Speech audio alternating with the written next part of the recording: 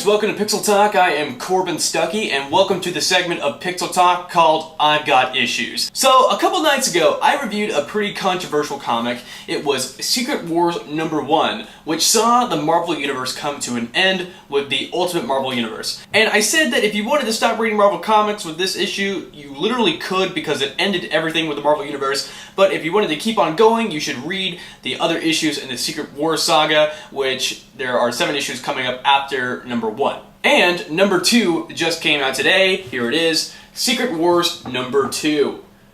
Now, when I first picked this up, I was wondering what was going to happen after the first issue, because as we saw in the last pages of the first issue, the Marvel Universe ended.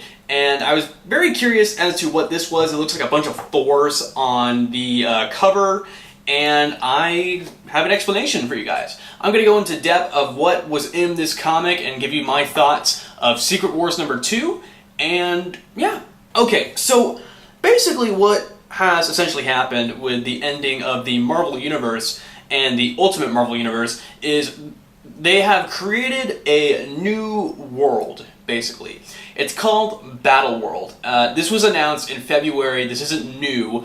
We were wondering for a while how this was going to play out. We knew there were going to be different, sort of events in Marvel Comics that were going to be in play when making Battleworld, which are called the War Zones, and I don't think any Warzone comics have come out yet.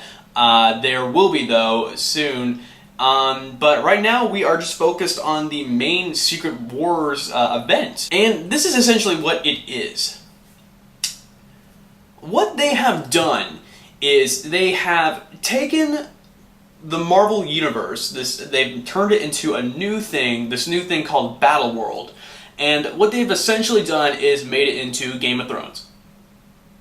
Yeah. So, okay, it's not Game of Thrones. Okay, it is Game of Thrones, but they've done it into a different way. So here's the comparison. Okay, this is gonna sound really familiar if you're a fan of Game of Thrones. I've actually never watched Game of Thrones, but as I was reading this comic, I was like, okay, this is Game of Thrones. Like, if you know what Game of Thrones is, but you're just not a fan of it if you don't watch it, you're still gonna make that comparison when reading this comic. So basically the comic begins, and they are trying to find new members for this order, or this, army of justice. It is a bunch of Thors on the cover of the comic. And it's like the Night Watch of Game of Thrones. It's like, them coming together and protecting Battleworld. They are the Order, they are the police. And it doesn't help that the whole book is sort of Asgardian.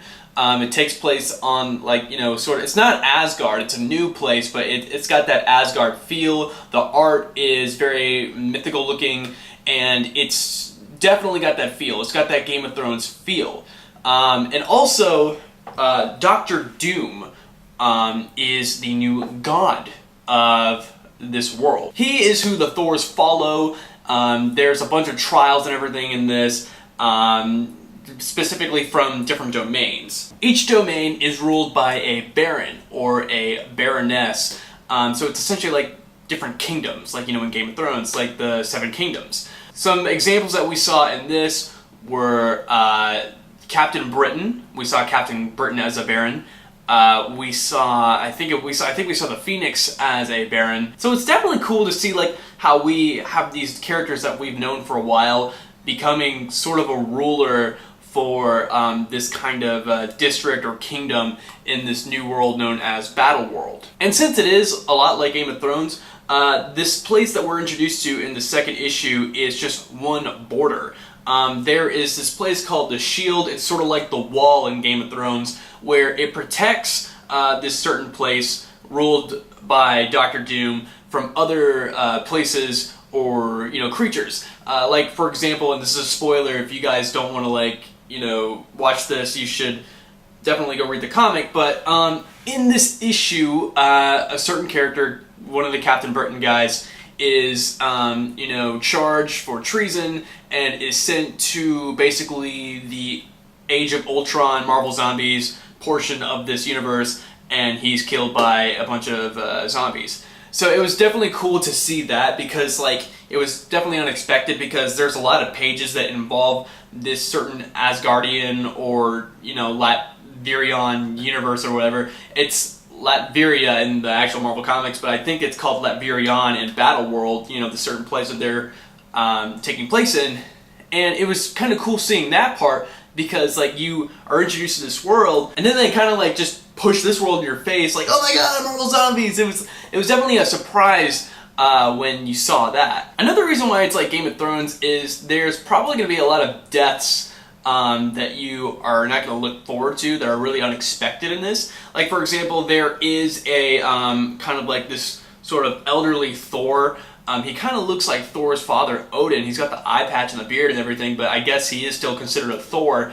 And in the last pages of the comics, after you kind of look up to him, like he's trying to train this new Thor, he's taken out by Thanos and his gang. The main villains from the last pages of Secret Wars #1 survived and are now in Battleworld. This includes Thanos, the evil Reed Richards. All those guys are back. Apparently they survived by stealing the designs of the Marvel Universe Reed Richards and survived the destruction of their universe. So it's really cool to see this new world and knowing that we're going to have the same characters from the Marvel Universe introduced into this. So at least there's going to be something a little bit familiar while we're being introduced to this new universe. The art is pretty good.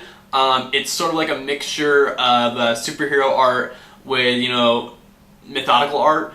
So it's got a perfect balance. I commend the artist for that. And the writing is pretty good too, considering that it's introducing us to this new universe, but it's also, standing its own ground. It's been here for a while. So yeah, I definitely enjoyed it.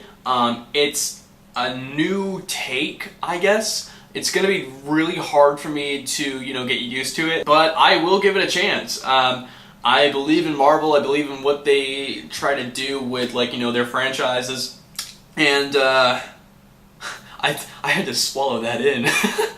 And I'm excited to see what's in the third issue. Hopefully we will see our original superheroes in the third issue, and I will keep you guys posted on when the third comic comes out. Thank you guys so much. This is the I Got Issues portion of Pixel Talk. Comment down below what you thought of this comic, like the video, share it, and please subscribe to Pixel Talk if you haven't yet.